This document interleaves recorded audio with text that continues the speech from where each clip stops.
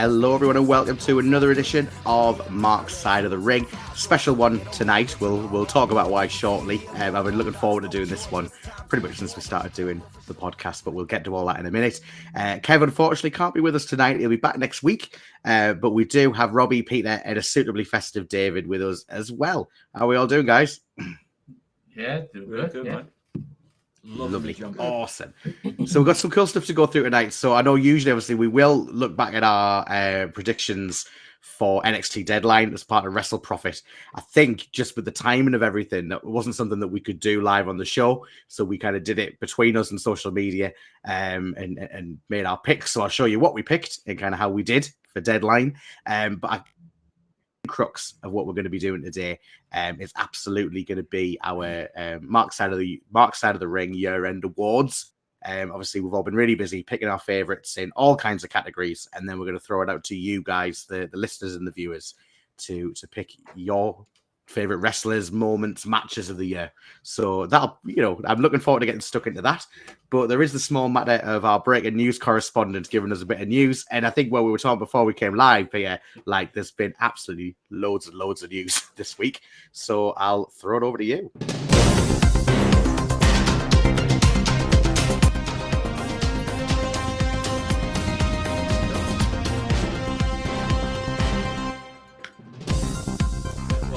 Wild week for news in wrestling, but not a quiet one either, so let's get into it. And we start off with our CM Punk. After a functionally somewhat underwhelming comeback promo on Monday Night Raw last week, he came back to SmackDown with a promo that laid out his agenda in WWE moving forward. A money promo for sure. And speaking of money, we now know that CM stands for Cash Money. Pro Wrestling Insider report that Punk merchandise rate is $1 million in sales the first night back. It's a lot of bucks. In CM Punk adjacent news, it's also been revealed that Bryan Danielson was part of the three-person disciplinary committee that recommended the dismissal of Pepsi Phil from his AEW contract. Ironic that the one-time face standing up for the authority on screen is now advising it behind the scenes. Alongside this, AEW talent can be fined based on their social media conduct if deemed inappropriate or adverse to the business. This means two things. The fines made from TK's tweets alone will make for a hell of a Christmas party, and the Jim Ross likes will go from women's ass cheeks to classic clips of Dr. Death Steve Williams. Speaking of those with a tendency for passive-aggressive tweets, and we don't mean the Young Bucks, it is rumoured that Andrade El Idolo's contract with AEW is up in the near future, with his hope that he can get a short run in CMLL before an eventual return to WWE. There is a chance that injury time sustained could be added on, but given the broad status of the roster at present, a mutually beneficial part of the ways may be best for all concerned.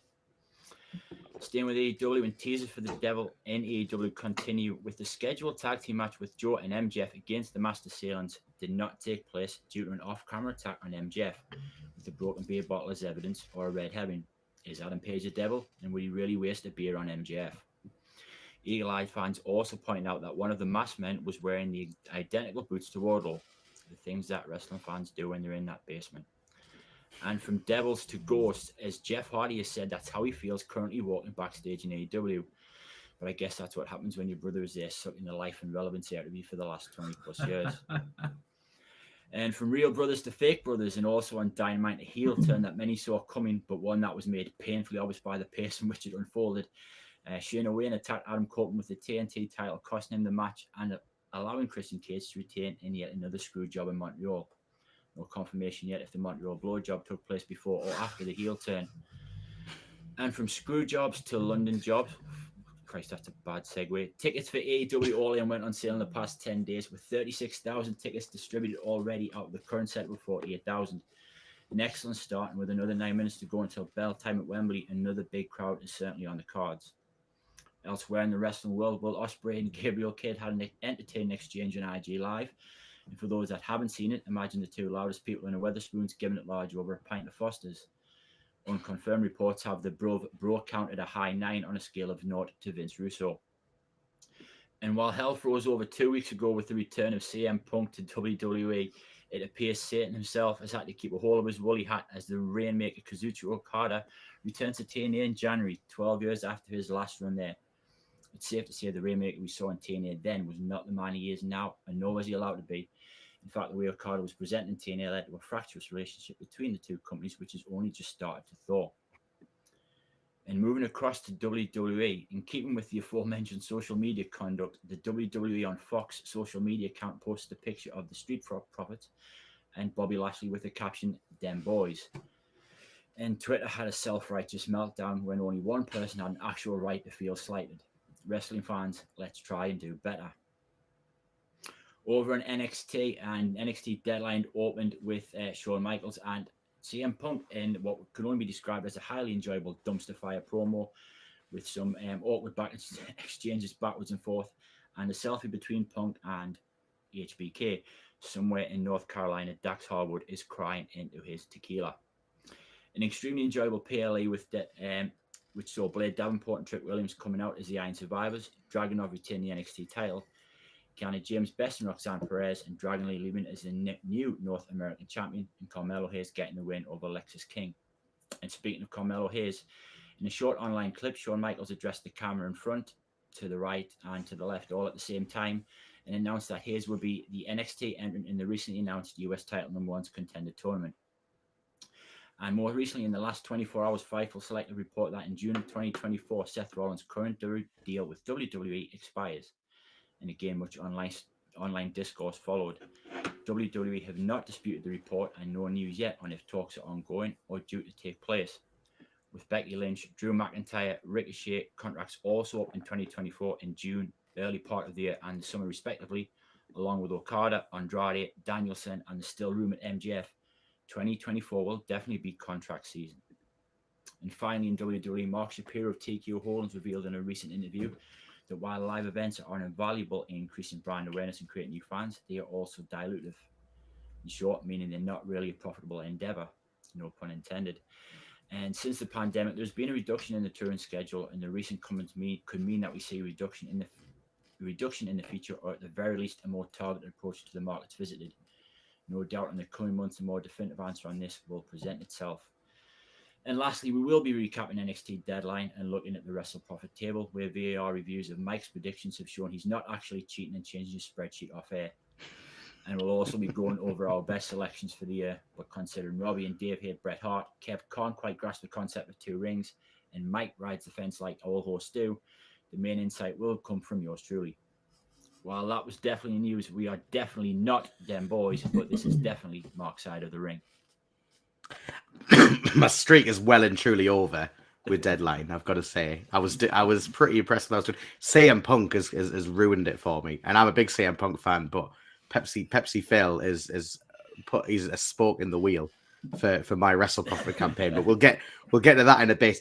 Obviously, loads of news there about AEW. A lot of it, I guess a lot of negative stuff. Jeff Hardy feeling like he's a ghost, contracts expiring. Obviously the All In stuff is great news for them, but I think that was, after the event they put on earlier this year, that was to be expected. Do we think that this is just that, kind of a bit of a hangover from the CM Punk jump, and that people are just ragging on AEW, or does anyone think that the company is maybe having a few teething problems at the moment?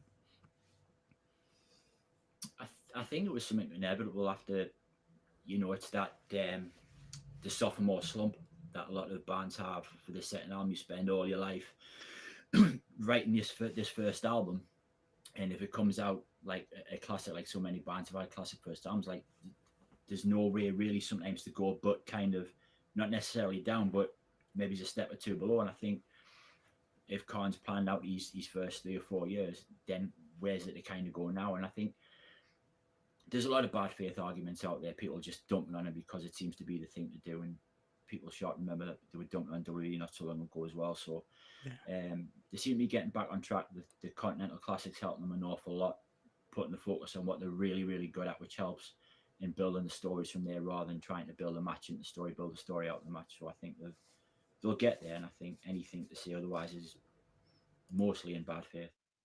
Yeah. And I think, one of the things that did come out either this week or last week was that QT Marshall had left AEW, and part of it saying that he was concerned it was taking like a New Japan kind of direction, which when we see the Continental Classic, that's very much that. It's about the storytelling in the ring rather than outside of the ring, I guess. But, watching Dynamite and Collision and I think even Rampage, I think for the last couple of weeks, Rampage has been a real show, and I think it's been forgotten about for quite a few months. certainly since the Collision came along. But I mean, has anyone been checking out Rampage? Because I mean, to be fair, there's been some really can't miss matches on there. It's been good. Nah, I don't I've never watched an episode. Yeah, I don't think I've No? watched Rampage for months now. Like I say, there's some good stuff on there. I mean, to be fair, like it was Bryan Danielson and Daniel Garcia, you know, in the Continental Classic match, and that was a hell of a match. I think Orange Cassidy's getting some good title defenses in there as well. Obviously, everyone knows I'm a huge Orange Cassidy fan, so you know there is some really good stuff in there. I think it's just really easy, you know, when momentum shifts in one way or the other, you know, to rag on these companies. And if we think of the Monday Night Wars, the internet was certainly not like the way that it was now. There wasn't podcasts like this. You know, Meltzer had his newsletter, but that was probably about it. So it makes you wonder, like, you know, in the height of the Monday Night Wars, would we have seen this kind of tribalism online that we try to get away from on Mark's side of the ring? Oh God, it would be worse. Yeah, I mean, you could tell by the signs from the Attitude Era. Oh yeah, it would definitely be worse than what it is now, 100%. Because if you think about all the podcasters now are like late 30s, early 40s, so they would have been absolutely ignorant, stupid teenagers back then. So if some of people's takes are bad now, God help them 20 years ago. So absolutely. I think one of our favorite news items has come up more just because of like the memes and stuff that have come through. As you'd said, it's about Bryan Danielson kind of leading this disciplinary committee, handing out fines if people are negative on social media. And I guess where they're coming from, that it's this idea that because he seems like a really nice guy, this almost kind of moral compass. So it makes sense that he would, you know, fulfill that role. And I think that he's actually kind of, I don't know if anyone saw the tweet that he did about Rampage, kind of playing into all that stuff. I think he's got a real sense of humor about it, where he said if people weren't going to watch Rampage, that he'd find them. Like, it's just really interesting behind the scenes thing that he's so involved in proceedings now. And I mean, if we think back a couple of months ago, Tony Khan had revealed that he'd said to his dad, if anything happened to him, he wanted Bryan Danielson to take over creative. So he obviously really thinks very highly of him. I mean, David, do you think that's a good move? Kind of having, you know, I know all jokes aside, do we think it's a good move having someone like Bryan Danielson sort of so influential backstage and playing almost, I guess, like a player coach role at this point?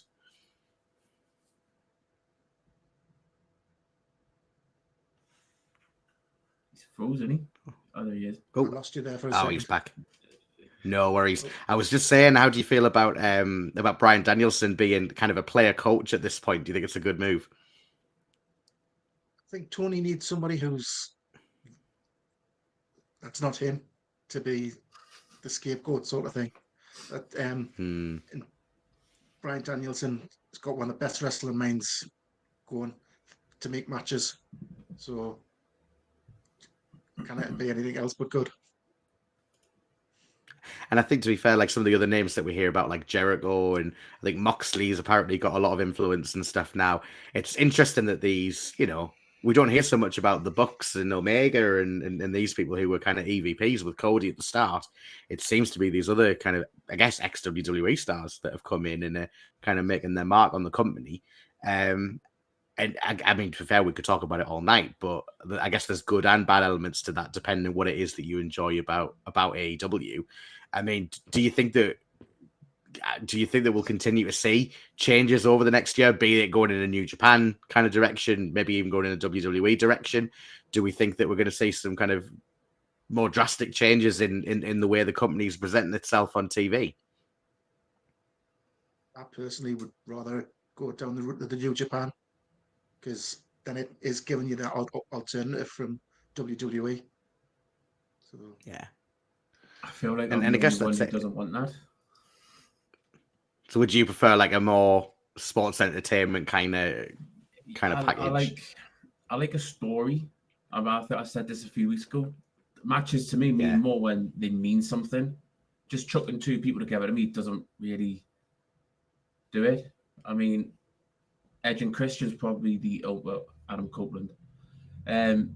It's probably the only decent story that's keeping me tuned in at the minute. Nothing else at this moment in time is drawing me in. Like the Hangman Swerve stuff seems to have just died. I'm not a fan of just chucking two wrestlers together and seeing what happens. But I think, it's going to be like you said, Pete. I think it's going to be a really interesting year next year for both WWE and AEW and TNA. To be honest, obviously with them rebranding, kind of building up, I think it's going to be a really exciting year to be wrestling fans. Like I said, we've got a lot to go through tonight, so let's dive into Wrestle Profit quickly, because I know that kind of a lot of what we're going to get stuck into, I think, will be about kind of the year end awards. So as was on a hell of a streak, and then Pepsi Phil is like just ruined it for me. So I'm going to give anybody listening, and watching, a blow by blow account of obviously we online all that kind of stuff, and then Ad said 5-pointer. Will CM Punk turn up a Deadline after teasing it on SmackDown? I'm going to say no. But obviously, I think that you guys, I mean, particularly, I hadn't even considered it was going head to head with Collision for starters. Let alone that it was going to draw some eyes to Deadline, all that kind of stuff. So Punk indeed did turn up at the start of the show. And I think overall, it was, as we've said with NXT for a while, it was just a good night of wrestling. Obviously, we can see there how we've all done. Again, obviously, Kev's not here tonight, but I need to find out kind of what his predictions were, and hopefully he'll be honest and not just say, "Oh yeah, I got all of them right."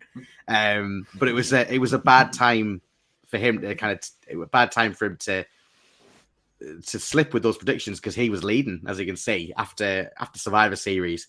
He was leading by 2 points. Obviously, we'll see kind of what happens with the score shortly.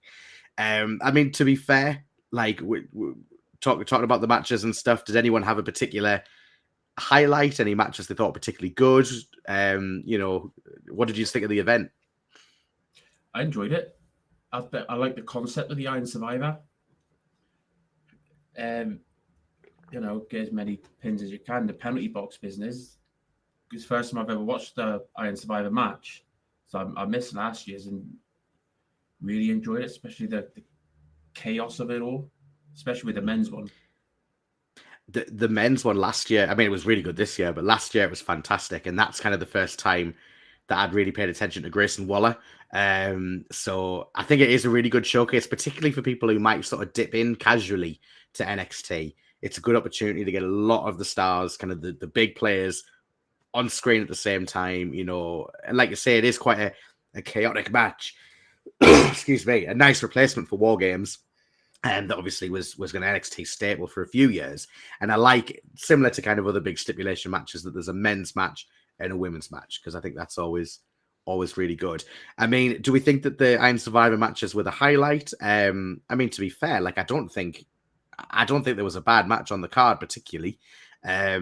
Obviously, a few surprises, as you can see from our screen here. I think we all thought that Lexis King, kind of coming in and being relatively new to the brand, would get the win, but it was Carmelo Hayes, former NXT champion, Dragon Lee winning the North American title, and then obviously Ilya Dragunov defending his NXT championship as well. So, I mean, was there anything? Peter was on the. I was going to say PLE, but I can't make myself say it. It's the first time I'd seen the Iron Survivor match, and I thoroughly enjoyed it. Like, I wasn't really sure what to expect. I was like, how does it actually work? And everyone gets a chance to showcase themselves and get a bit of shine. Both were timed brilliantly, especially the men's at the end. Just phenomenal bit of pacing, explosiveness from Bron Breakker, the way he came in and just managed to stand out as being the star without having to then still go over. He lost nothing from it. So I think that part of the concept is pretty good. I was expecting a little bit more of Dragon Lee and Dom, just a little bit more, but it was still really good and a lot of fun. Surprised with Alexis. Well, surprised with Carmelo Hayes. I thought they would maybe give him the win to further a little bit, but that nugget at the end was quite a little nice, as in, I just give you shit so I could get like the spotlight, which is an interesting character trait. But no, I thought it was good. Surprised it was Blair Davenport though. I must admit, I thought it might have been one of the others, especially with the showcase Lash Legend had against Alpha Academy and that body slam the other week. That was the reason for my pick. So that one I was surprised at. The rest was, again, solid and good. And you're struggling to find a bad match in 2023 really now. Yeah. And I think obviously it's both, this is kind of our last big event really of 2023. I mean, oh no, there isn't though. It's a lie. AEW have got World's End, but it's certainly our last WWE NXT event of 2023. And it kind of got me thinking a little bit about kind of, who are we going to see go to the main roster? Who do we think is ready for the main roster? All of that kind of stuff. It's nice to see NXT kind of having this resurgence, but feel different to the black and gold era as well. I think it's really nice. I mean, David, in terms of yourself, and it doesn't even need to be anyone who was on Deadline, but who do you think is ready for the main roster? Who would you like to see kind of emerge kind of in the Rumble or after WrestleMania or however they do it? Braun Breaker, he's the main man. I think he's got to move up at some point. I think he's been ready for a while, hasn't he? Yeah. But the Roxanne I think it's Perez, I've almost felt. Sorry, go for it. The Roxanne Perez, Kiera James in the steel cage. That's thoroughly surprised me. I thought it was a really entertaining match. I didn't like the ending, but other than that, I thought it was good. That's the point, actually. I might have put that wrong. Did Kiana James win that? Yeah, I think she did. Yeah, I thought I'd put that wrong. So that'll probably affect the points then. I'll quickly do that and get that sorted. But because I think we all thought it was Roxanne Perez, but we are wrong. But I think she's another one who I think will do really well. But like I said, Braun's for ages. It's almost to the point where I feel like that no dig at NXT or anyone else on it, but it's almost like they need Braun more than he needs NXT. I think 2024 will hopefully be his year to get on the main roster, and I think it'll be absolutely awesome. I mean, who do you think's ready, Robbie? Like, would you echo? Is it Braun, or is there anyone else that you're looking forward to see tear it up on the main roster? Yeah, Braun. I think Carmelo Hayes is ready now, but I'm assuming that's going to be put on hold with this Trick Williams business. I do think it's going to turn out that Hayes was the attacker. It'll be like that Enzo and Cass storyline. Yeah, went up for weeks and weeks who attacked the Cass. I think it will come out that it'll be Hayes.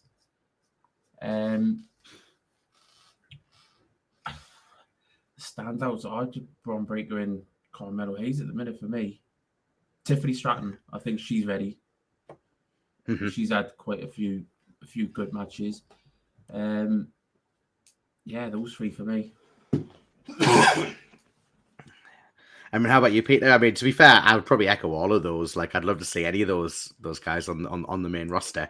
At the same time, it would be to the detriment of NXT, but then I guess that's the nature of it, with it being essentially developmental. Who would you go for? Yeah, I agree with the guys. Braun seems ready. I think they know he's ready. I think they'll bring him when they've got a firm plan for him. I don't think they're just going to. There'll be a like as there should be when anyone kind of gets caught. I think they really will have a specific purpose in mind and direction they want to go when they do come up. Roxanne Perez has been ready for pretty much since day one. She's incredible. Tiffany Stratton is pretty close as well for me, and Carmelo as well. And I think that there's a few that aren't a million miles away that they've just kind of got a certain charm about them. I like the look of Fallon Henry in the Iron Survivor. She looked good. I think in Lash Legend in the US was going to be ready as well. So I think they're the ones. In Dragunov, God, bloody hell, he's 100% Oh God, ready. yeah. So I can't wait to see Dragunov. Yeah. So I think they're the ones that will spot up in. But who knows how somebody kind of breaks out in the next year or so. But for right now, it's those guys for me.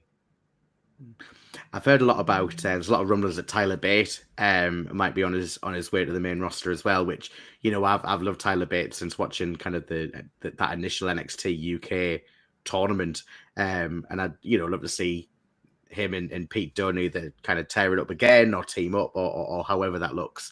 I think that would be awesome. But I think all of these guys that we're talking about, they're absolutely ready, and I think it's going to be combine that with the main event scene in WWE at the minute, like. You've got, it's an exciting time to be a WWE fan. There's no wonder that they're on the roll that they are. Like, absolutely. So if we have a look at the points for Deadline here, so obviously I'll have to knock these down one because in my haste I'd written that Roxanne had won, which she hadn't. But as you can see, so I only scored 4. For anyone again who's maybe not seen this before, the way that it goes essentially is that it's a point for a correct prediction, 2 points for a correct title match, and then we've got our 5-pointer, which just seems to change everything most of the time. So, like I say, we're waiting for Kevin's predictions so we can score that up. But as you can see, David and Peter did really well, scoring 10 on the night. Robbie, you went far behind with 9. I got 4. But it shows that as you'd said, kind of in the news, it shows that I'm not cheating and just kind of adding stuff. You know what I mean? So, like I say, we've got the way that it's looking is that David, you're trailing behind, but getting closer with 57. Robbie on 63. I'm on 64. Peter, at the moment, you're leading it with 68. So there we go. And obviously, our next one is World's End, and we'll get cracking with that. Obviously closer to the time when the matches are made. It might be, because I know we're going to take a little bit of a break for Christmas as well. It might be that we do that online and kind of in the new year, we'll let people know what's going on and stuff. But yeah, we'll take things from there.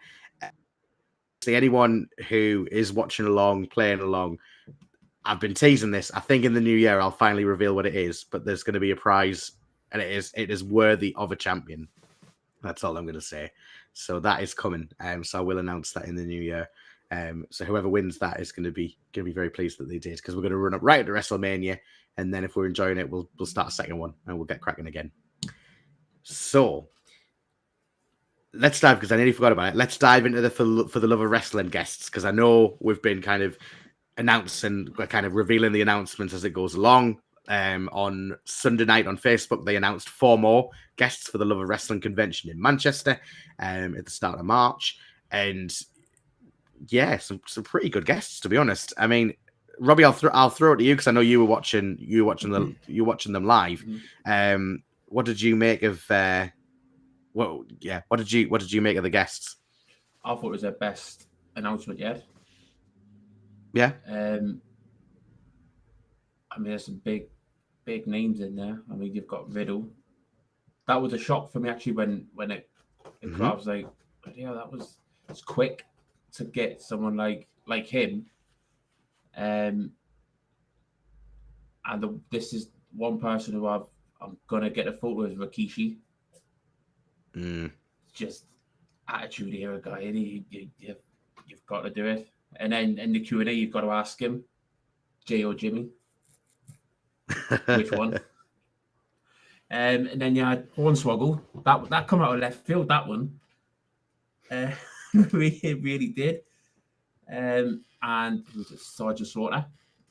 Yeah. Was another one, another big name. So the way they've done it was they wanted 4 guests over 4 decades, essentially. So they had like Sarge, Rikishi for the Attitude Era, Hornswoggle, kind of like the Ruthless Aggression Era.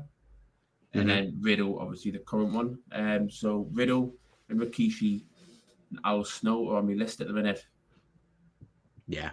And I think that's it. I think for me, I was the same as you. Like, obviously, being very much an Attitude Era guy, like, Rikishi immediately appealed. But I think they were all great guests for, those particular eras that you're into. Like, Sergeant Slaughter will probably have a line out the building.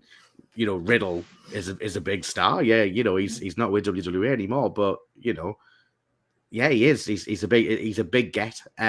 So it's shaping up really nicely. I'm still hoping, like, I would love to see Mick Foley there, with him having done conventions with Monopoly events, and he's doing some more next year. But and I think the big thing that we've not talked about, obviously, is that Sting, who had been announced, has had to drop out because AEW have scheduled Revolution on the same weekend.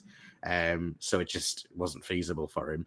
And I know there's, people aren't happiest about that, but I guess that's the risk in, booking, any kind of convention, like, I guess, or any wrestling event. Card is subject to change, isn't it?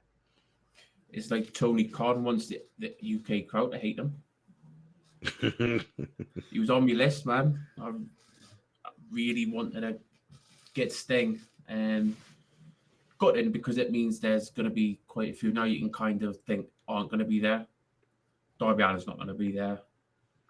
Yeah. Adam Copeland's probably going to be involved somehow. Ric Flair won't be there. Your top AEW stars aren't going to be there. I know last year they were. That they had FTR there, MJF, all those. Darby Allin was there. So it's a bit of a blow because it kind of wipes out quite a few I was looking forward to. But I mean, it's a good lineup at the minute. It definitely wipes out the top of the card, but I think that maybe, you know, those people that are maybe rattling around backstage feeling like ghosts and that sort of thing, you know, it could be, you know, maybe we will. Well, maybe not Jeff Hardy. I don't know. Into the country, bless him. But you know, people of that ilk. You know, I'm still hoping Saraya's turning up. I'm still kind of holding out for that. But yeah, we'll see. But I mean, we're hoping to be there as well. We were hoping to get some guys from the show on for a future episode as well. Maybe cool just get them for the whole thing and just kind of, you know, get their views on stuff as well as talk about the For the Love of Wrestling. But we'll reach out to them in the new year and we'll get that done. I think now seems like a good time to dive into our kind of Mark side of the year-end awards, because I think it's, like I said, there's quite a lot of awards, and I thought it would be a good opportunity for us to explain why we've picked the people that we've picked as well. And then after the show, we'll get it all online and give people an opportunity to vote for it. So let's just say, you know, the joys of technology. We'll see how this works, but bear with me while I try and do it.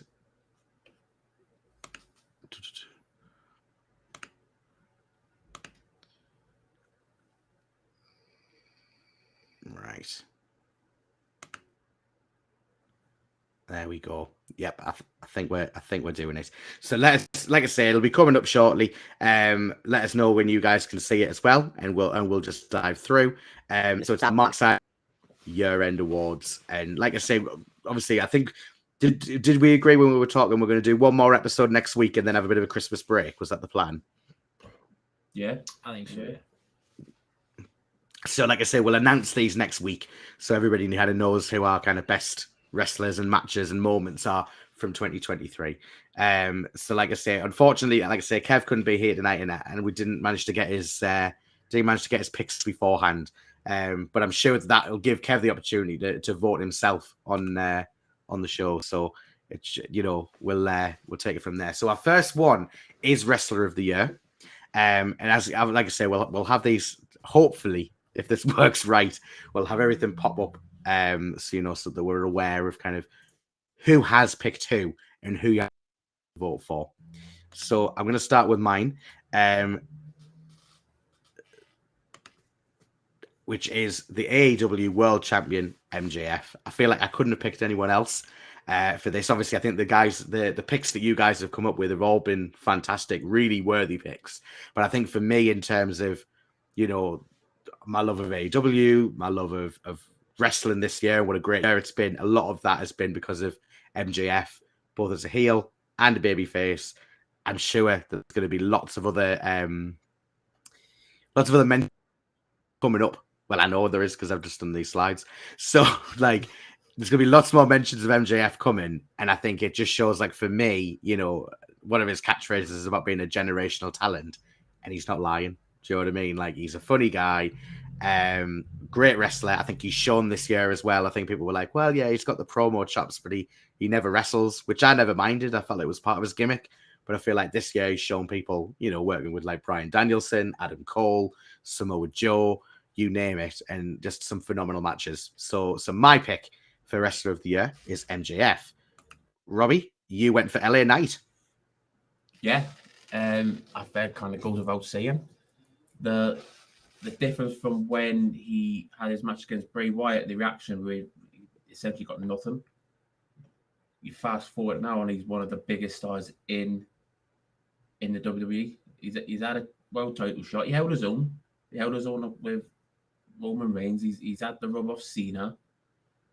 I just think, to me, nobody's had a better year popularity-wise than LA Knight. And he's one of the top merch sellers in WWE. Yeah. And you know what it is? Like, I hope that he can kind of keep that momentum going next year, because obviously, you know, he's got a lot of tough competition with Cody and Punk and this, that, and the other. But I feel like there's definitely room for all of them, and I hope, you know, I hope that, you know, they continue to ride that wave, because LA Knight's been absolutely awesome. So, Peter, you've gone for Bryan Danielson. Yeah. Wrestling, I can't really, it's hard to pick anybody else. She's alone. Okada, Fox, Garcia, and Andrade. Zack Sabre Jr. He's just, and then he's the best, and he's just of this generation. He's one of the best. You know, for me, and everyone talks about Fabio from a wrestling point of view, but they can at least. He's the standard for everybody to kind of attain, and you know, and for someone who everyone who said I kind of cut promo, he's incredibly entertaining. Oh yeah, absolutely. A lot for me, and the only thing missing was, other than that, it would have been a. Yeah, definitely. And I think, you know, like, obviously I'm thinking about it, you know, and you'd said before we came on, like, obviously we've made these picks, and it was really tough because it's like for all the categories, because you think to yourself, oh, what about this person? So for, you know, for example, there's other wrestlers that I could have put in wrestler of the year that, you know, haven't made the short list, and it's been a really tough year. For example, I think MJF and Bryan Danielson in the Iron Man match was one of the best matches of the year, but it's not included in our match of the year list. Like, it just shows kind of what a phenomenal year it's been. And, you know, Bryan Danielson is one of my all-time favorites. So totally in line with that pick. And then, David, you've gone for Gunther. Yeah. He's a totally different machine to what anybody else in WWE is. And the change in his physique and everything like that, I think he's just doing amazing. And keeping that IC title the way he is, on bigger and greater things in the new year, I believe. And I feel like, you know, for years we've talked about like bringing prestige back to the Intercontinental title and all this kind of stuff, and there's been these kind of false dawns, but like Gunther has absolutely done it. Like, you know, phenomenal reign that's still going, you know, longest of all time. I think he's getting to a point where he live as well, you know, like kind of beating, like, say, Jericho's 20,000 reigns or whatever it is. Like, it, you know, so it's great to watch him, and I think just the transformation from Walter to Gunther as well has been astonishing, you know, and from what it sounds like, that was just what he wanted to do. There was nothing to do with pressure from Vince or anything like that. He just wanted to improve his physique, and I mean, yeah, absolutely awesome guy. So I think any of these wrestlers, and I think it's nice we've got a mix of AEW and WWE in these categories. You know, it'll be one of these four that's our wrestler of the year. So just bear that in mind, kind of when the polls go up after this episode of Mark's Side of the Ring. So we'll move on to women's wrestler of the year. So again, we'll just go through them. My pick, Ripley. I guess my only caveat to this is, and it's through no fault of her, I feel like her title reign could have been so much more. And very nearly, I was this close to putting her match with Charlotte Flair as my match of the year from WrestleMania. I think it was night one. I just thought it was phenomenal. And, you know, I begrudgingly was going to put Charlotte Flair there. But, you know, I think for me, Rhea, you know, she's transcended the women's division. She's a huge part of the Judgment Day. You know, even kind of on like social media and TikTok and this, that, and the other, she's become a star. Like, which is, you know, I'd say in the last 10 years, we talk about the four horsewomen, and then it took a long time for anyone else to break through. I think Bianca Belair's done it, and I think Rhea Ripley has definitely done it. So I think for me, you know, I'd love to see more of the same next year, but let's give us something to get our teeth stuck into. Let's give us some really hard hitting matches, you know, rather than just feeding her Maxine Dupree. But that's no knock on Rhea. She's my women's wrestler of the year. Robbie went for Tiffany Stratton over at NXT. Yeah, I think out of all the women, she's the most improved. That match with Becky Lynch, that was close to being my match of the year. Very close. I think if I had the same as someone else, I would have changed it to that. Yeah, she's got the mic skills. She's got the rest of the skills now. And like I said just a minute ago, she's ready for the call up. And it would be interesting to see how Rhea Ripley, two completely different styles, two personalities, just how they would bounce off each other. What I like about Tiffany Stratton is that because of the kind of the gimmick that she's got, I think people maybe have just kind of slept on her a little bit and just thought, typical throwback, this, that, and the other. But she can absolutely go in the ring. And I hadn't even thought of that match with Becky Lynch, but you're totally right. Like, phenomenal match, like absolutely phenomenal. And bearing in mind, like you said, in inverted commas, developmental. Do you know what I mean? So to see her kind of come up to the main roster and face your Rhea Ripleys and your Bianca Belairs and your Asukas and all this kind of stuff is going to be really, really exciting. So see, this is the thing. Is I thought she was when I first saw her, I thought she was going to be a Mandy Rose replacement. Which is better than Mandy Rose. Yeah, absolutely. And to be the other side of that match we were talking about, Peter's gone for Becky Lynch. Yeah, I think she had in like kind of 2018-2019. She's had a stake to claim as being like the leader of that division. She's elevated everybody. To me, the sign of someone who a really good wrestler and talent and performer. What she did for the girls in NXT, giving her what she brought out of Tiffany Stratton, what she was allowed to do. They somehow, against all the odds, despite that, putting over Lyra Valkyria in NXT as well. So for me, I think she's been in just the model, and she's just kind of stood out a little bit more than anyone else. Only just being active in the ring more, and again, not so close, but just because of what she's in with some more talent, that's why she snuck it for me. But it was.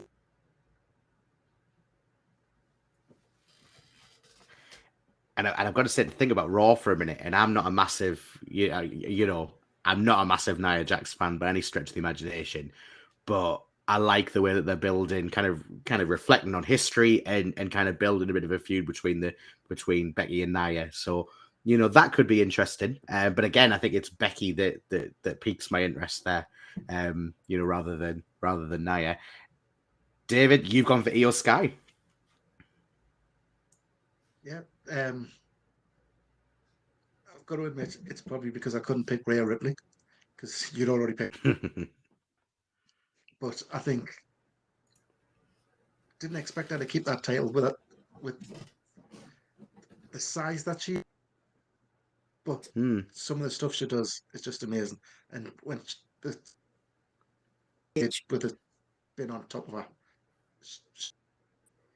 that and. I think she's just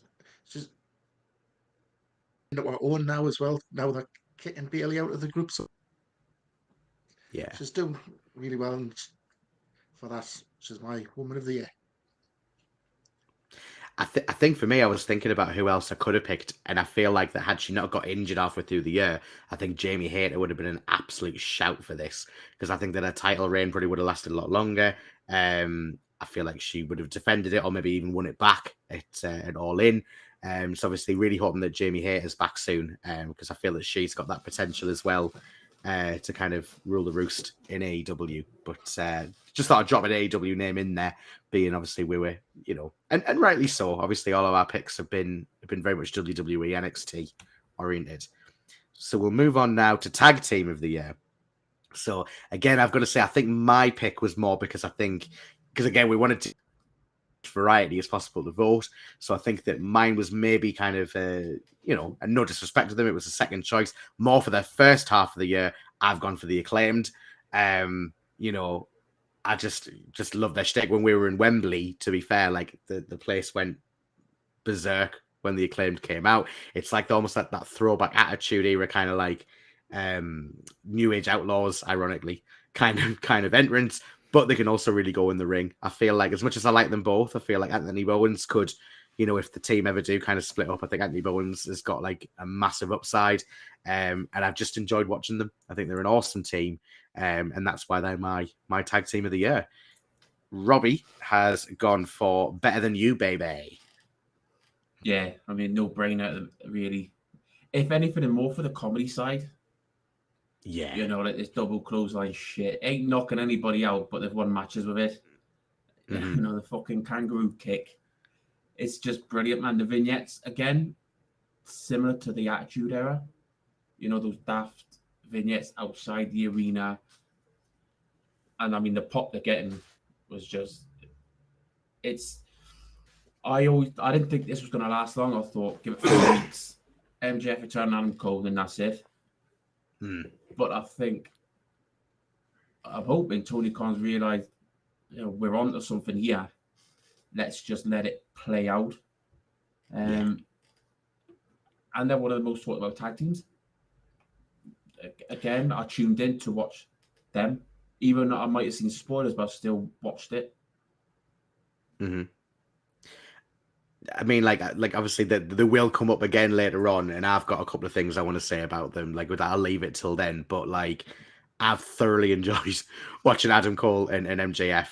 And when the storyline started, I was like, yeah, this seems all right. And then this kind of bromance has happened, and the twists and turns along the way, even kind of being there at All In, where I feel like London would have lynched Adam Cole if he turned that night.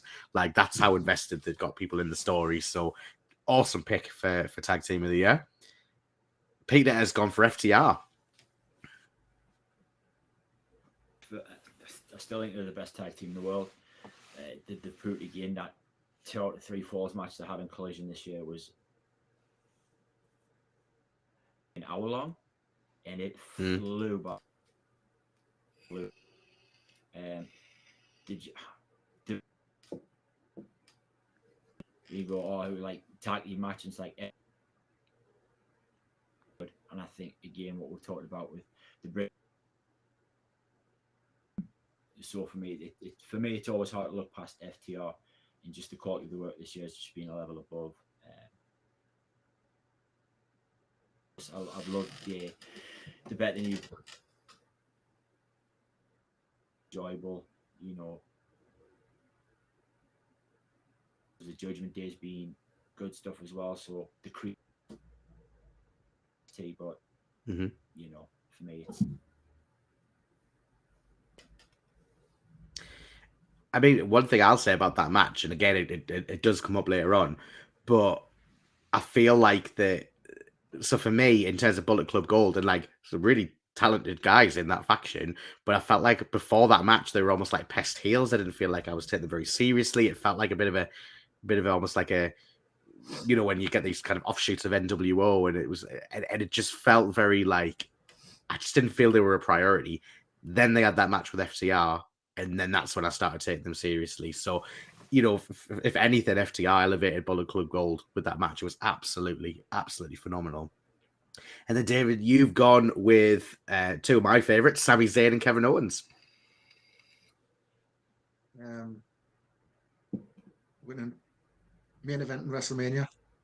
Mm-hmm. What can you say? Yeah. It's just a shame they got split up so soon after they lost the titles. But I suppose that's the way WWE works at times. Yeah. And I mean, to be fair, their stories, like even before WWE, have been interwoven. So I'm sure it's not the end of it, but it was.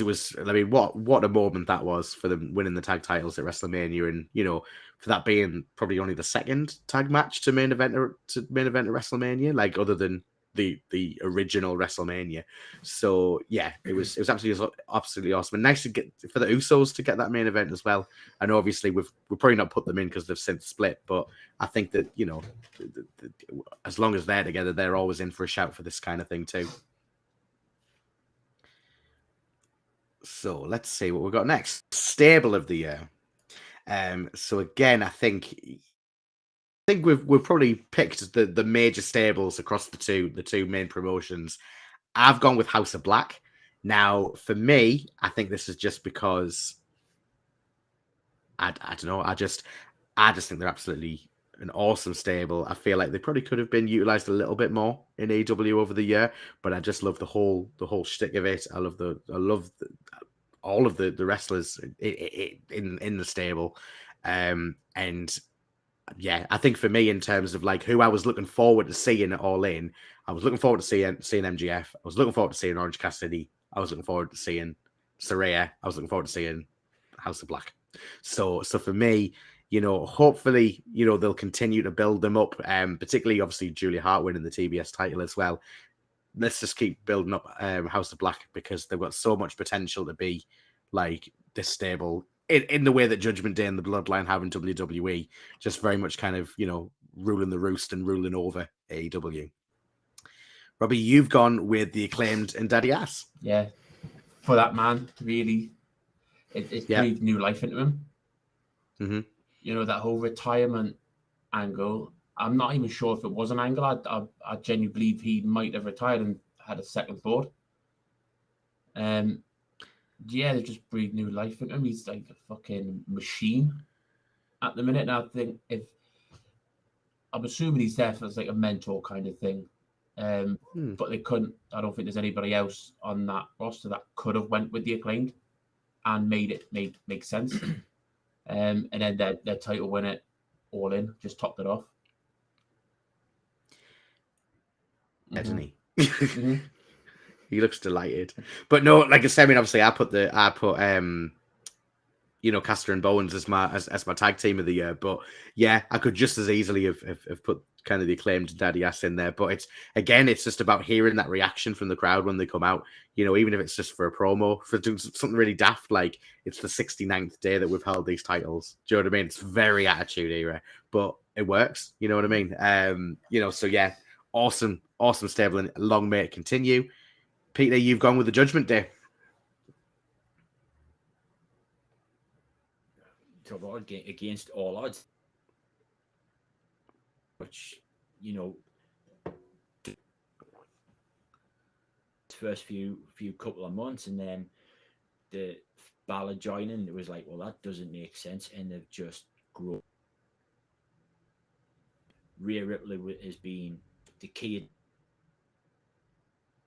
The dynamic of her leader, in a sense, she doesn't have to. It's her. Just the presence she carries in it. It gives a nice different dynamic to the group, in the sense that presents her as an equal with as well. I think the way it's on, Balor's getting more himself. We've always known he's been good at being a bit, and it's done wonders for Dominic Mysterio. Yeah. Very, very much derided a year ago. It's come on leaps and bounds, than he was last year, and he's mild. There's still kind of somewhere. As a performer in a year, so I think the conversations are going to happen in the last year, and for that reason, all members have been elevated in that stable, and they joke they're a bit of a threat as well, and all will be right with the world.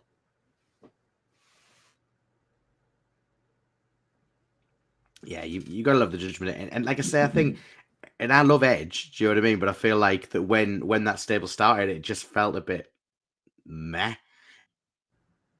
moment, obviously, when they turned on Edge and Balor's joined the group, and then I think the missing piece of the puzzle was Dom. So I think 2023 has been an awesome year for them, and obviously, I've already made my opinions on Rhea Ripley really clear. I think Damian Priest as well, awesome year that guy's had. Do you know what I mean? So yeah, Judgment Day, awesome stable, absolutely awesome. David, you've gone for the Bloodline. Oh, there's Roman. Bloody hell. Hey. Haven't seen him. Where's he been? I'll tell you later. Yeah. I'll show you. If anybody who's on SmackDown, if you want to work with the best, you're going to be working with the Bloodline. And obviously, you don't see Roman very much at the minute, but Solo and Jimmy, and when Jay was there, they were just top of the shop. And you know what it is? It's like part of me. The reason I didn't pick the Bloodline is that I felt like it ran out a bit of steam towards kind of the back end of the year. But when we get into some of these other categories, you'll see just how integral the Bloodline and that story has been, kind of to this wrestling year, because it comes up loads in the next few categories. So absolutely, I think that the Bloodline are a hell of a shout for stable of the year.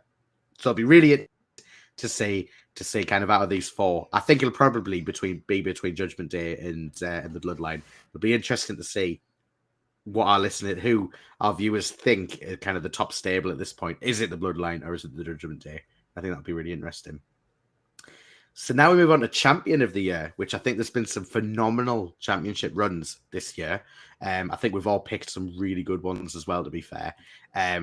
After much deliberation, I went with Orange Cassidy. I nearly went with MJ. There's some other ones coming up that I think are more than valid as well. This is the sole reason that I went for Orange Cassidy. It's the only time I can think of where I didn't want a title reign to end. Like, so a lot of the other times, so say like MJF, like I'm loving his title reign, but when he loses that title, like I'm thinking, is it going to be Swerve? Is it going to be Joe? Who is it going to be?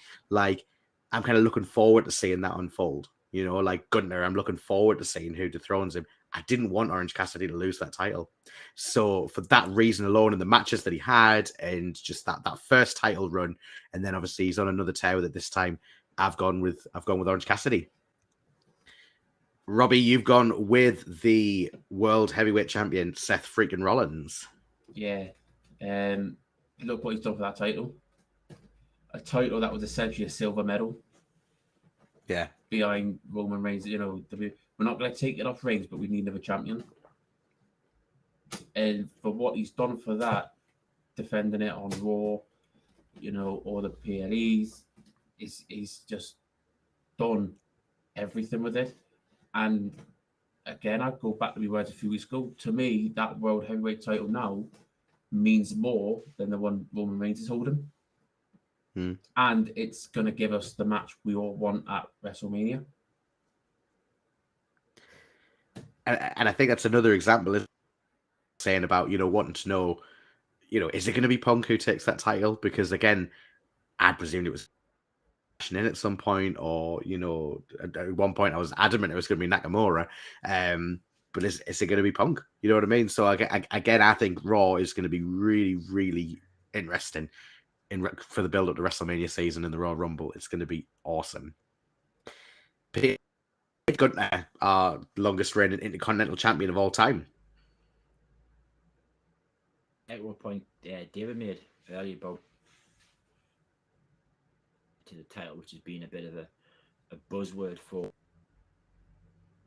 being given that title over the years, and he really has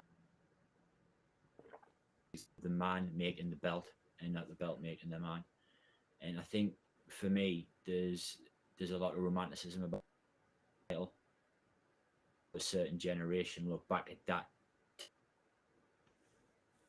as you enjoyed watching with the IC champs. It was Bret,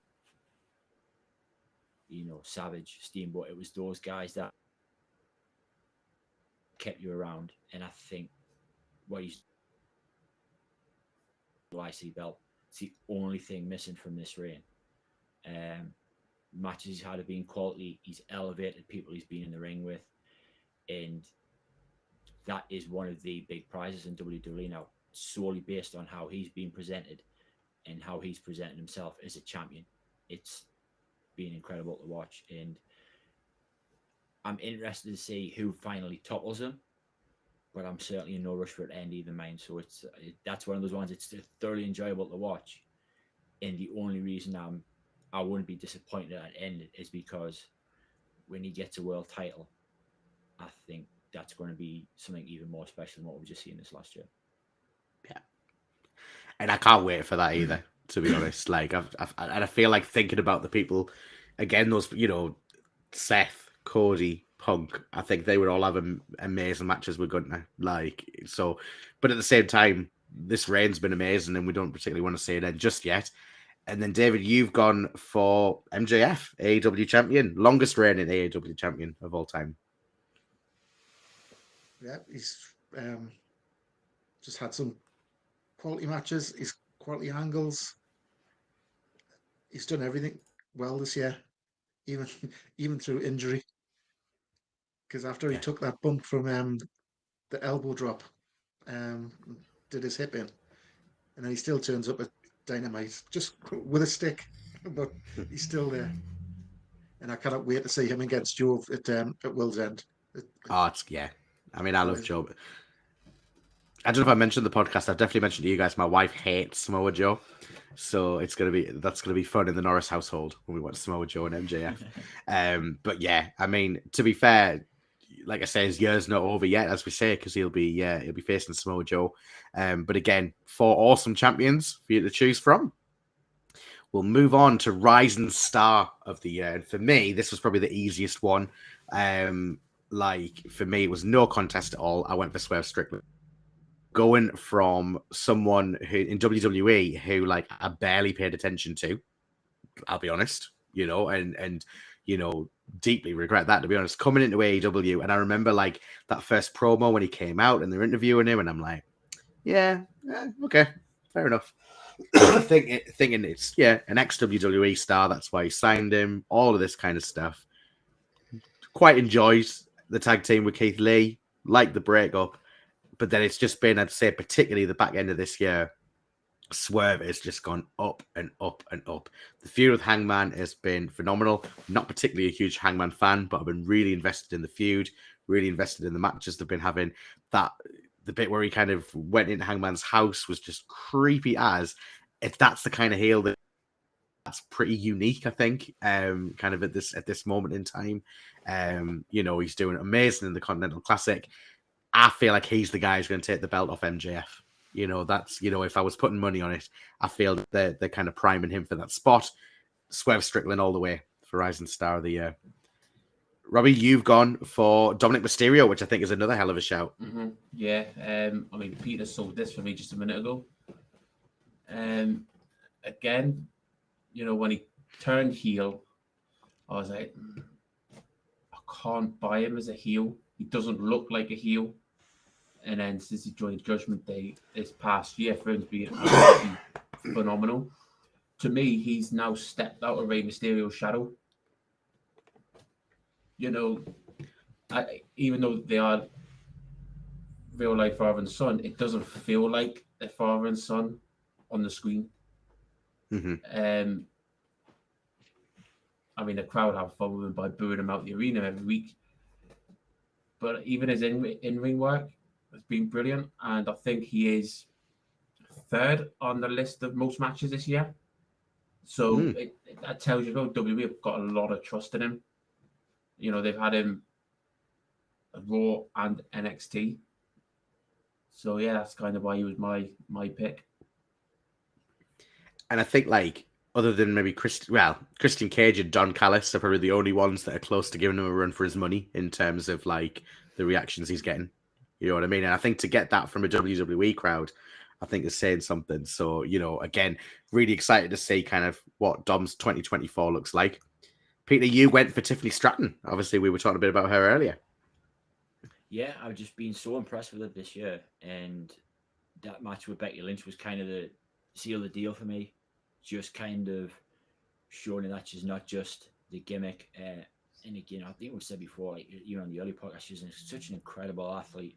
She seems to have a good head on her shoulders as well. When she says like, "Oh, it's not the time for me to be called up. I need there's so much more I need to learn," and she seems to be an absolute sponge and sorting it up. And it almost feels a bit of a slight to see her she's a rising star because she's almost kind of there a little bit, but it was hard to think of anyone else that's really emerging that wasn't already kind of already in people's thoughts. You know, I thought about Jey Uso, but like is he a rising star, or are we just now kind of getting a chance to see Jey like do his thing type of thing? So that was the bit I struggled with. Well, who's a rising star? And for me, she kind of fit that bill of like she is genuinely on the come up and she's breaking out, and that breakout match with Becky Lynch for me was a deal breaker.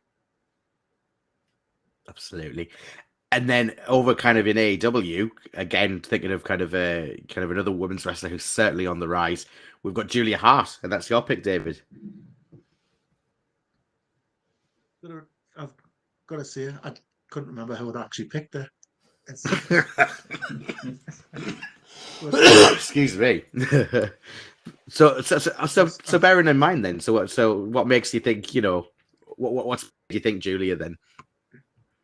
I think a few weeks ago, at the last pay-per-view when she won the title, I was totally adamant, no, Chris Statlander's going to keep it. Mm-hmm. And then I watched her, and I thought, she's getting a lot better than she was at the start of the year. So that's why she's my pick. And to be fair, we're talking about Dom's remember. matches. Yeah, we're talking about Dom's matches in WWE. Like Julia Hart's done her reps this year. Like I feel like I think I made a joke a few weeks ago that I felt like I'd my mum. Like every time I was turning on AEW, she was in a match, and that's not a bad thing because she was kind of, you know, getting the craft. And obviously, I've already professed my love for the House of Black. So yeah, really pleased that she's won the title, and looking forward because she's only what, like 21, 22. Yeah. So looking forward to seeing that progression and kind of seeing her continue to grow. We come to pay-per-view of the year. Notice I've put pay-per-view. So again, there was an obvious pick, which is actually coming later on. But then I thought to myself, I was going to try and take myself out of the fact that I attended All In and just kind of think about all the events that I'd watched this year and say kind of what I enjoyed. And I ended up going with Royal Rumble. Now, the Royal Rumble is one of my favorite events anyway. I look forward to the Rumble more than WrestleMania. It's my Christmas. Like, I just think it's awesome. I thought the two Rumble matches were fantastic. Although, to be fair, I mean, I know that the Bray Wyatt LA Knight match wasn't fantastic, but I guess now, obviously, with Bray passing, like, there's an element of, like, that was kind of our last match that we saw him in. So there's an element of kind of, I guess, I don't know, sentimentality there, I think, a little bit. You know, again, the other matches on the card were great. There were some fantastic spots in the Rumble matches as well, particularly good Rumbles. Great winners as well, obviously. You know, Rhea winning and Cody winning. So I went with Royal Rumble, and I'm pretty happy with that pick. WWE and AEW put some awesome events on this year. But I ended up staying up. So my daughter was like a month old when the Royal Rumble was on. And obviously I stayed up and did the night feeds and we watched the Rumble together. And that was just really nice. So bit of sentimentality there, but I've gone for the Rumble. Robbie, you've gone for Money in the Bank, which came from...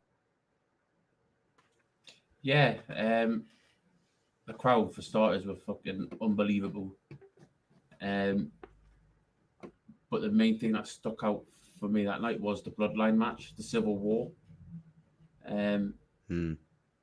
Obviously, Roman being pinned, and then just the reaction that they got. I do think they could have rolled the Usos out a bit more, probably split them up between the Rumble and Mania. But yeah, it was a really good pay-per-view, solid. And then that was kind of the first glimpse of, well, it's kind of really when LA Knight's rise started, not long before. Mm-hmm. So yeah, disappointed he didn't win, but it didn't harm him. Yeah, definitely. Peter, you went for WrestleMania. I believe it was night 1 specifically you've gone for. Yeah, I think night 1 is it's hard. I didn't want to. I specifically picked night 1 because I think it was slightly the better of the 2 nights, but the kind of class of 2-night event as well is a little bit unfair to everything else. Obviously, they've got more stuff they can kind of do. So, but night 1, I enjoyed everything on. Just going back to the match there, Seth Rollins and Logan Paul was a show stealer. Trish and Lita and Becky against Dominic and Cole was enjoyable. Rey and Dominic was a great match. Rey's entrance was not expecting that when he came out with Snoop and Nothing But a G thing played, and then when it broke into Eddie's music, I got choked. I literally got choked up, and I was like, "Are you all right?" I was like, "I really don't know if I am," because I couldn't explain it. So it had that as well. One of the matches of the year, Rhea Ripley and Charlotte Flair, was those two went out and wrestled like they had the biggest chip on their shoulder and stole the weekend. Never mind the night, they stole that weekend.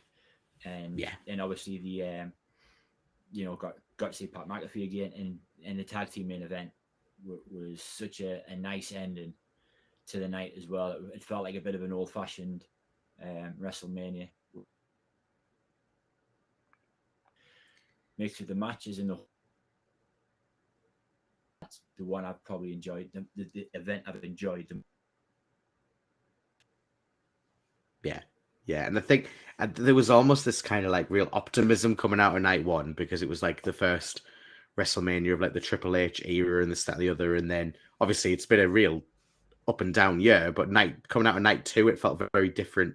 So I totally get why you've gone for 1. If you were just going to pick one night, that makes sense. Excuse me. And then David, you went for All In. Go for it. Sorry, I was just going to say the ending of night 2, the night I picked. So didn't take away from night 2 still being really good. It was just, I thought overall, from top to bottom, night 1 was the better of the 2 nights. So David, and again, I think out of 3 of the 4 of us attended this event. Obviously,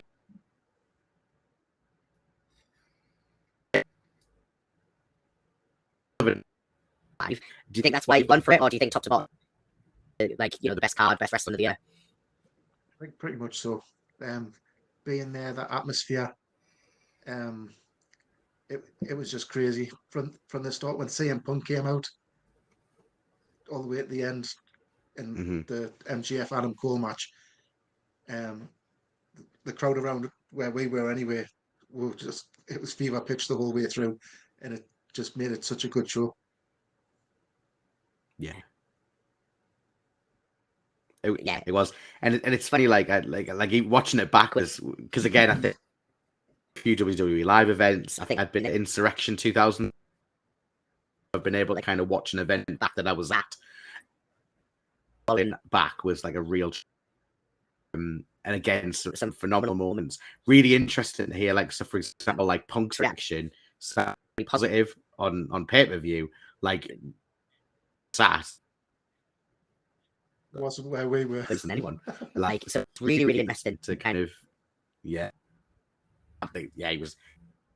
We were the only ones who weren't particularly enamored with the Bucks either, as I recall. I'm sure. Everyone does love the Young Bucks, but yeah. So I mean, again, 4 great pay-per-views. Any would be deserving to be pay-per-view of the year. So we'll see. So next up, we've got match of the year. Now, I've mentioned this match a few times, kind of over the last few weeks. I was very, very close to Ripley and Charlotte Flair. That for me is my WWE match of the year. I don't think any of the other matches have beat. Also thought about MJF and Bryan Danielson's Iron Man match, but I think for me, it's because I'd never really seen much of Will Ospreay, and I feel like I probably give Kenny Omega a hard time sometimes, like love him or hate him, and I felt like I hadn't seen this Kenny Omega that people get really excited in Japan. I saw it at Forbidden Door. The match was unbelievable. There was a couple of kind of 2.9999 counts that just blew my mind. Made me gave me huge respect for Kenny Omega. I just thought it was a great match. So nothing's really come since that's made me kind of think otherwise. Like I say, the closest I came to changing that was rewatching Rhea Ripley and Charlotte Flair. But I ultimately went with Kenny and Will. Robbie, you went for another AEW match, more recent, which was a Texas Death match between Swerve and Hangman at Full Gear. Yeah, just had everything I like to watch in a match. It is this feud that's really made me a Swerve fan, because obviously, as we know, rewind a few months, I just didn't see the appeal. And he's come a long way now because of this feud.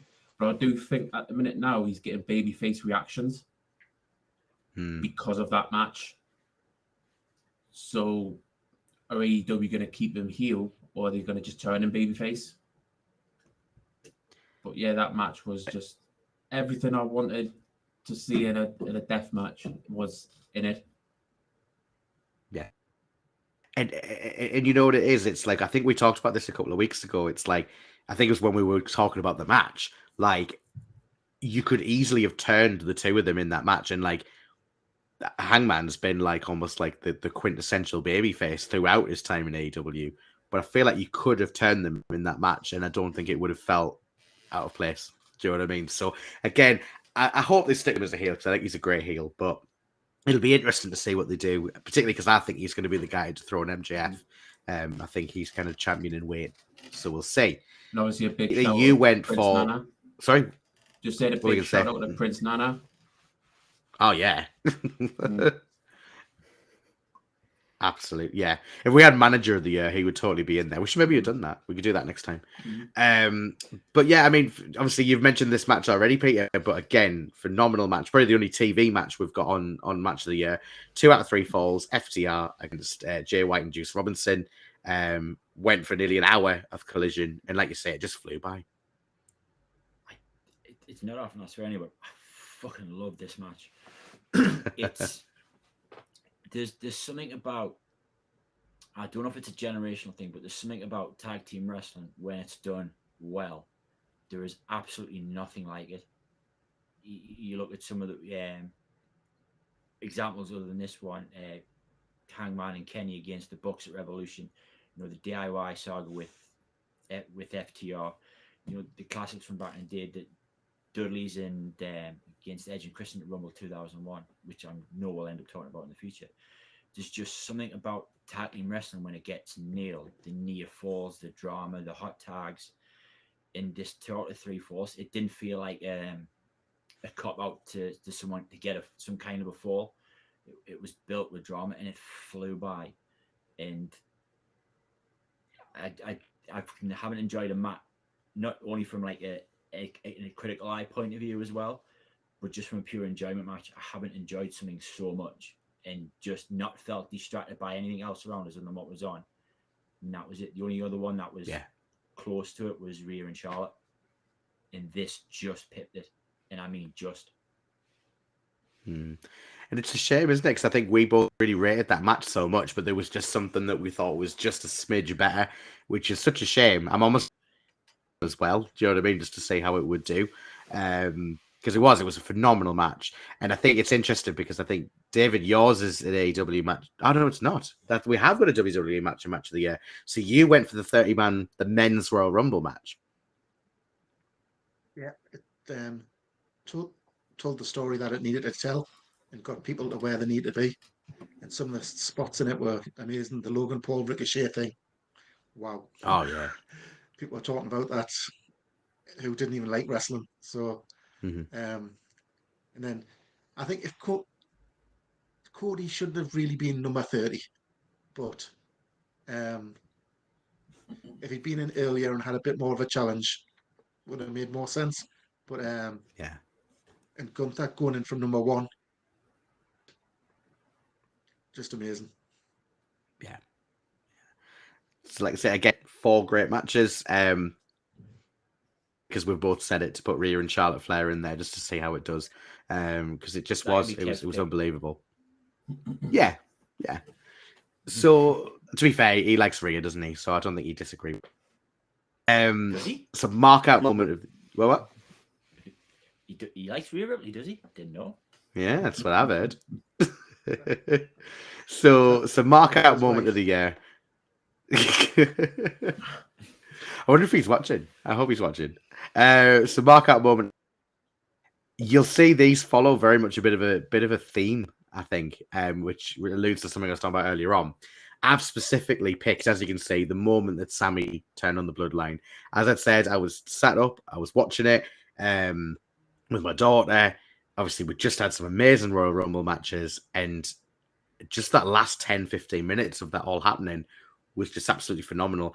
I feel like, you know, I said from kind of before even Roman was doing the Tribal Chief stuff, I feel like him and Kevin Owens in a ring together, there's something about that. Like, I think they work really well together. I feel like it's maybe been a bit overused and they could do with not doing it for a while. But other than that, I just think it's, you know, it's great to see them working together.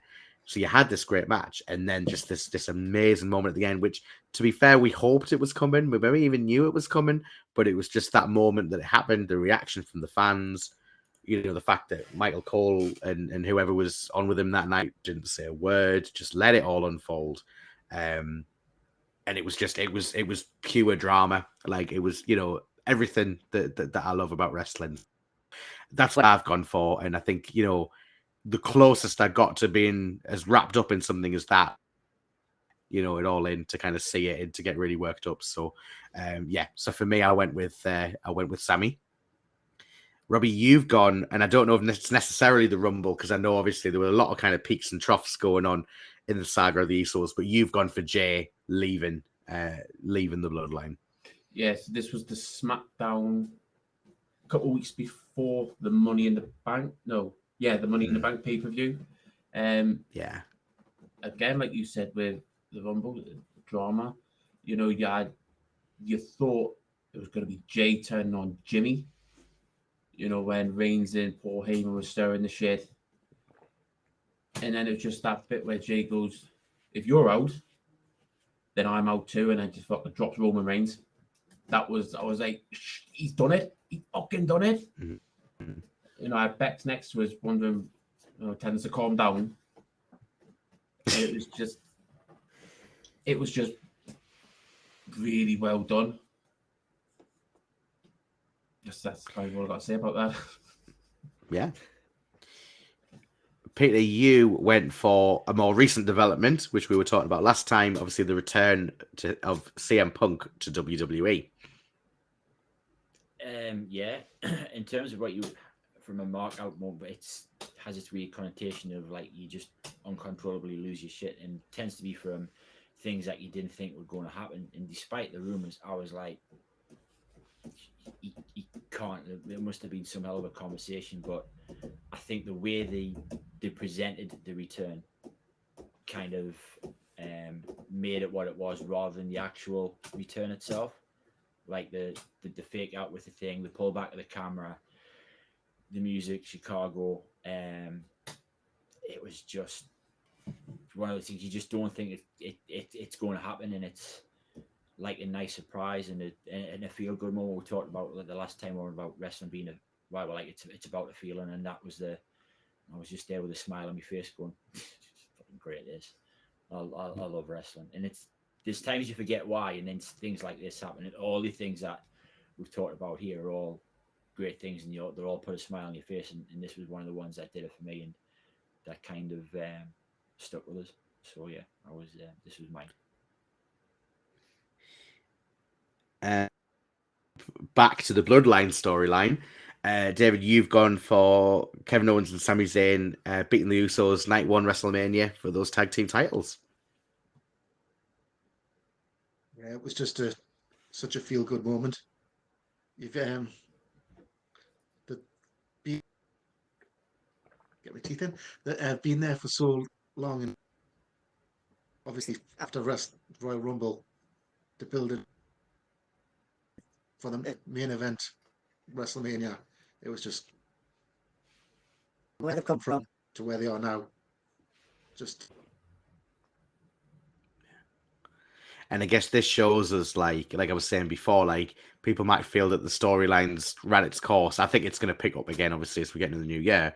But this shows you like 3 out of our 4 moments were related to that storyline. So I think it just shows you like how integral it's been to WWE over the last couple of years. Speaking of which, we so what I've gone for any just the whole Adam Cole MJF storyline, you know, from start to finish. Like I've absolutely loved it. Again, the vignettes have been a huge part of it. Like I don't think I've laughed as hard in years as that one where they were in the gym and he was throwing dodgeballs at the kids, like crying laughing at that. I was even watching the other night. It was on, I think it was on the Hot Ones YouTube channel. Went all in and MJF and Adam Cole. And you can just see that rapport they've got then as well. You know what I mean? Like they clearly really get on. See, that comes through the screen. All in. There's been these twists and turns all the way. And I think a big part of why MJF's been my wrestler of the year and why I've been so invested in AEW this year is by following that story. So my storyline of the year has been Adam Cole. Robbie, you've gone for Roman Reigns and probably a bit more of kind of what we were just talking about before. Yeah, when Jay split from the Bloodline, that was when you started to see the star that he's turned into. Because he's always been called Main Event Jey Uso from when Jimmy was injured, but now he's just took that title and he's fucking ran with it. I would say at this moment in time, he's one of the biggest stars in WWE. And the match of Survivor Series I genuinely thought Jay was walking out with that title. And then that little shit Jimmy got involved. I think what's interesting there is like for these pictures, obviously that's in the Thunderdome. Mm-hmm. So that shows us like really, although this is the storyline of the year, this has really been kind of rumbling on since then, you know, like from the very beginning. So he was like, yeah, yeah. So it's that long-term storytelling and how it's kind of come around really nicely to do that. And I know people will be pleased to hear that he's got the trademark for Yeet now, so he can use that. Because they were like blurring out the shirt and all sorts, weren't they? Unfortunately, the trademark back not intended to get a Yeet t-shirt for Christmas, unfortunately, as I found out today. That's disappointing. Must have been some money flying. That's disappointing. So again, in terms of storyline of the year, I think for you, Peter, is specifically about kind of the build up to that moment I was just talking about. So that build up to Sammy kind of turning on the bloodline and all the twists and turns along the way. Yeah, I think you go from the start of the year with the tribal court in that one, and Roman's at the head of the table and he just screams Solo, and he's like, you don't even want to fight for this. So he sends Solo on him, and then it's Jay that saves him from the spike in that moment, in this whole search of trying to find friendship somewhere else or belonging somewhere else, and it not really being right, and then realizing that it's not really what he was looking for. Really what he was looking for was, you know, the guy that's slumped in the corner there to, you know, through thick or thin, right or wrong, good or bad, that's been his best friend, that's been his brother, and realizing that at the end of the day he couldn't do what he was being asked to do, and doing that wasn't worth being part of the bloodline. And in terms of a build and a payoff, I can't recall a louder in-ring pop than that. There's difference. Like, I mean, in the ring during a match, not someone coming out through the crowd or a surprise. I mean, that it was thunderous, and it's to the point where it sounded like a football crowd. I think it's the best way I can put it. And then from that, you know, we got Worlds Apart back, and then he got the chance to shine at Elimination Chamber as well. So, and you know, and again, we've talked about things, people getting elevated by, you know, Sammy was elevated by that storyline as well. He wasn't just another victim to Roman Reigns. He came out of it stronger and bigger than he was when he went into it. So that's why it's top dog for me. Cool.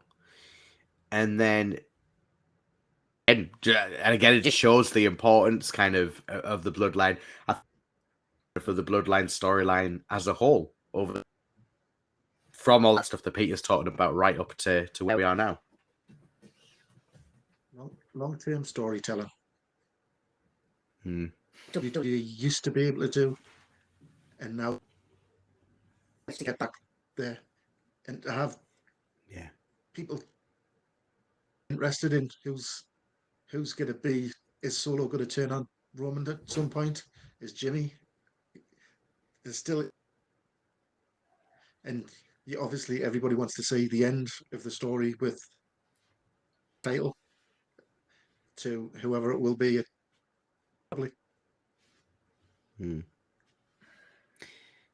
Like I say, I mean, I'm hoping it's Cody, but I guess there's quite a few, and we'll see what happens. But again, just another example of the bloodline and just how integral it's been.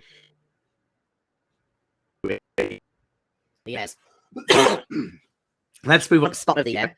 Now, I struggle with this because I think a couple of the ones that you guys picked, I really kind of think back and think, okay, so what spots did I really enjoy that maybe haven't been talked about as much as some of the others? So I ended up going with Montez Ford in the Elimination Chamber. The Spider-Man thing, kind of off the roof. Again, just shows his athleticism. I did wonder if it was going to be his year to do something more as a singles act, but they seem to be kind of keeping the Street Profits going with Bobby Lashley. But if they ever want to do that kind of thing with him, I think he proved in Elimination Chamber that he's totally up for it.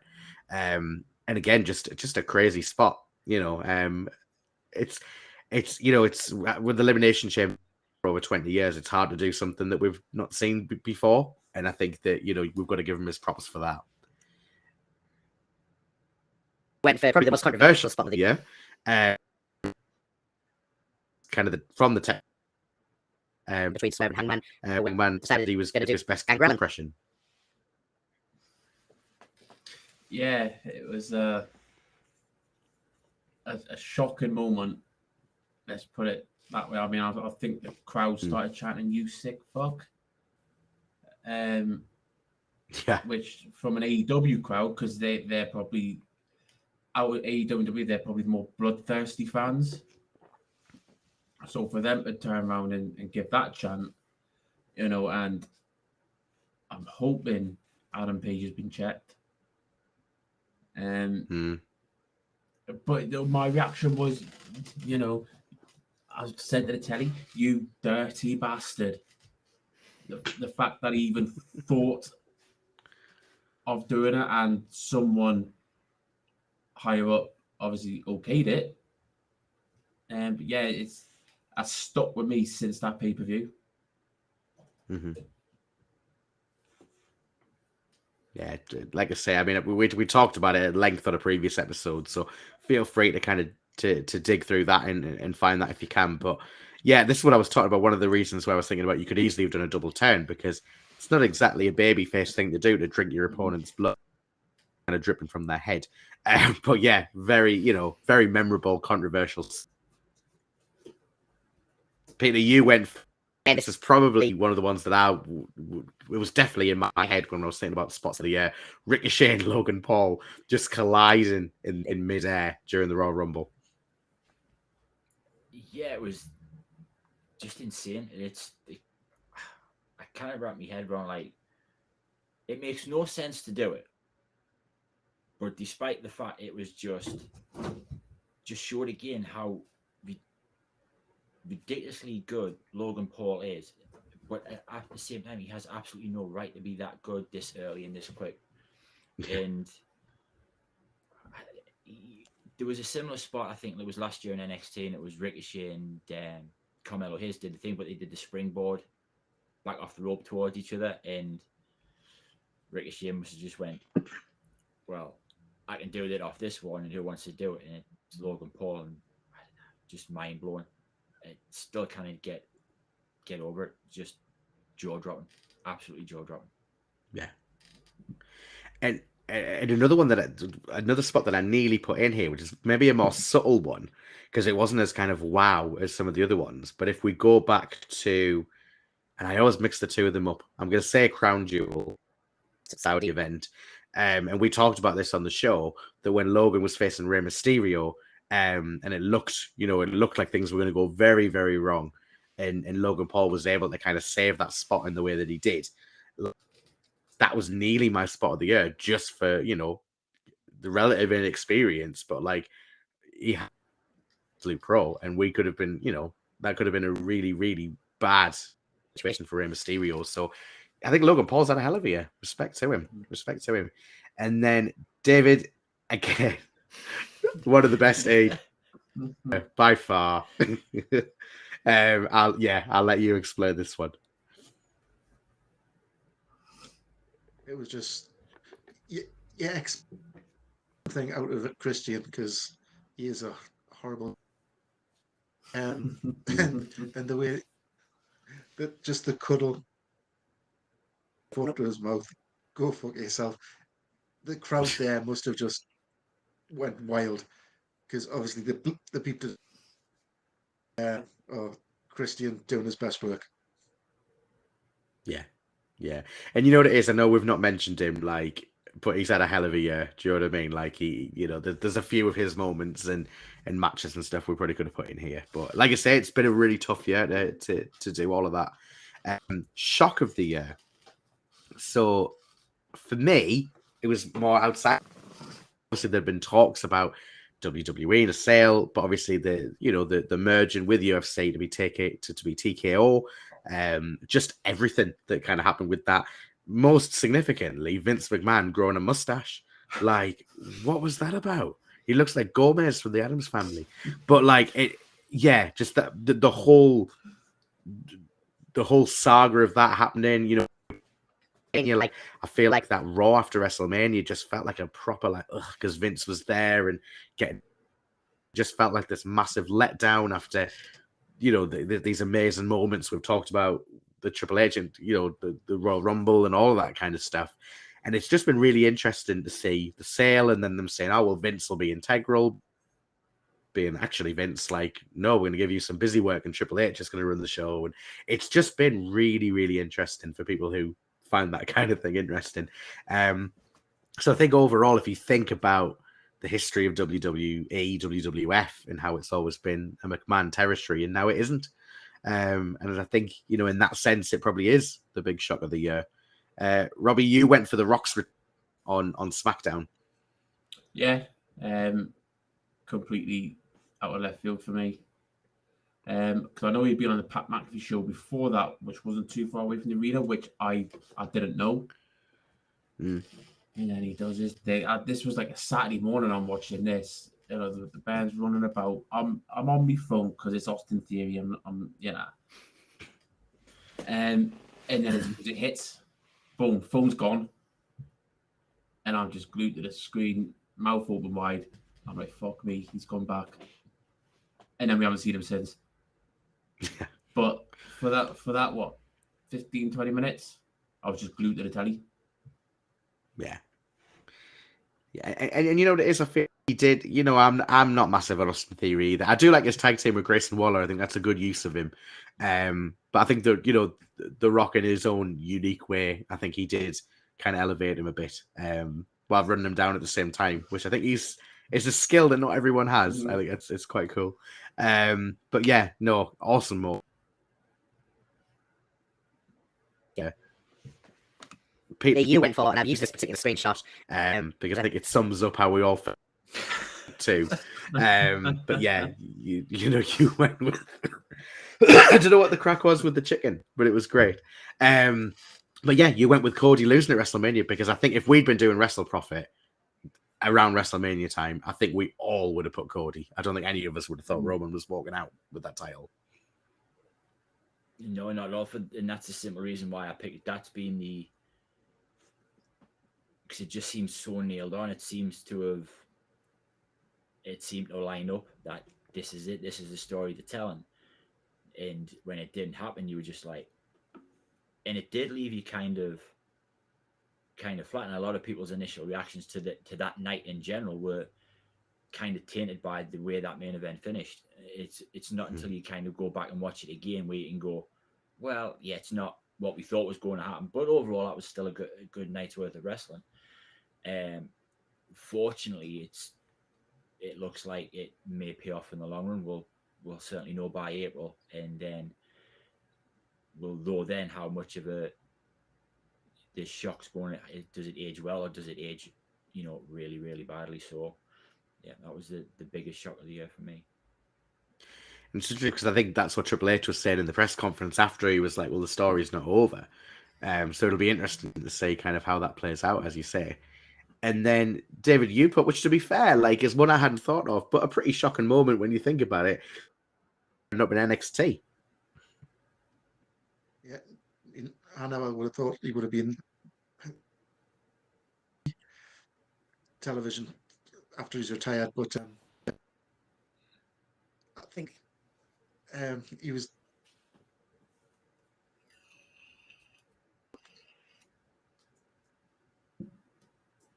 And give people an opportunity to say.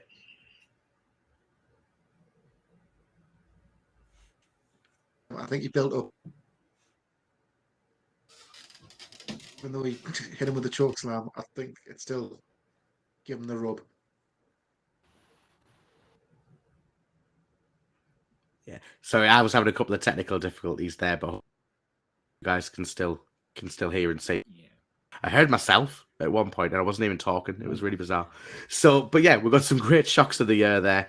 Again, obviously, these will all be a vote on the website. I believe this is our last one, which is ring entrance of the year, and we've gone for a specific entrance, so not just kind of like LA Knight's entrance every week, for example. It's just like, a particular entrance on a particular night. So the one that I'd initially was Sami Zayn in Montreal, because it was just an amazing moment.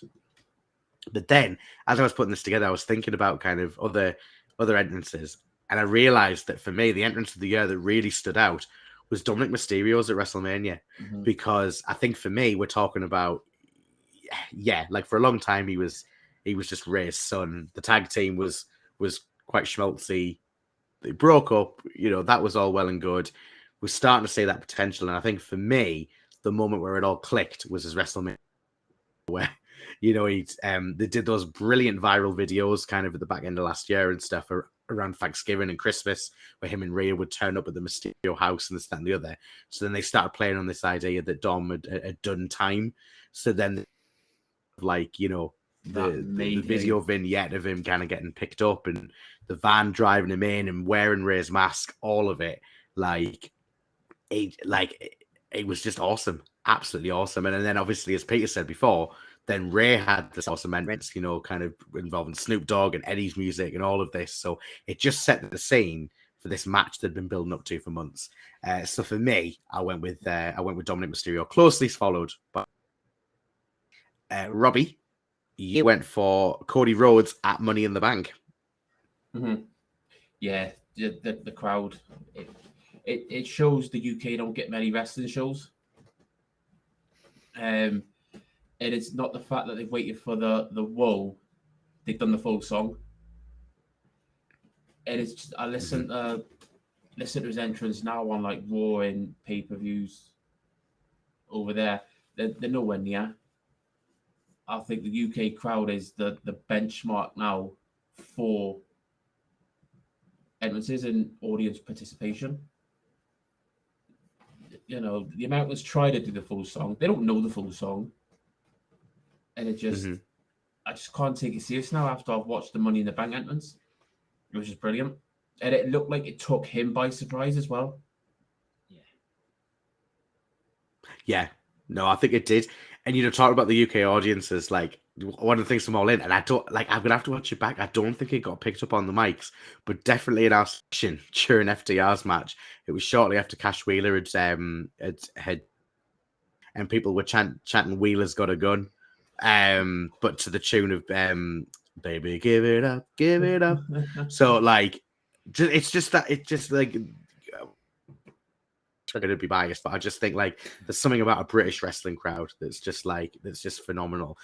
I'm really like, for me, like John Cena was talking about WrestleMania in the UK and stuff.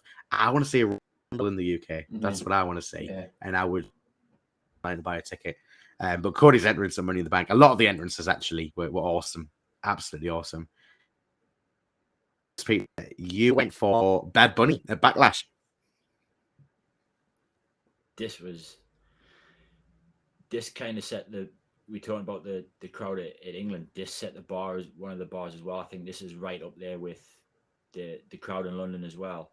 You talk about singing along to Cody's music. They sang the whole song for Bad Bunny for Chambea, and there's just something about the way that the drone shot it coming back from the like walking down the LED aisleway, which was a great ring setup in general. I like that kind of old school feel of like you just literally just coming out of a curtain through some boards like it was back in the day. Where it shot up and the crowd went.